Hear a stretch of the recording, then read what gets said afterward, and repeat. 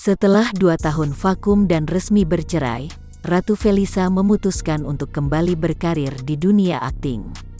Film yang satu di antaranya diperankan Ratu Feliza berhasil meraih penghargaan Golden Leopard di Festival Film Internasional Locarno, medio Agustus tahun 2021.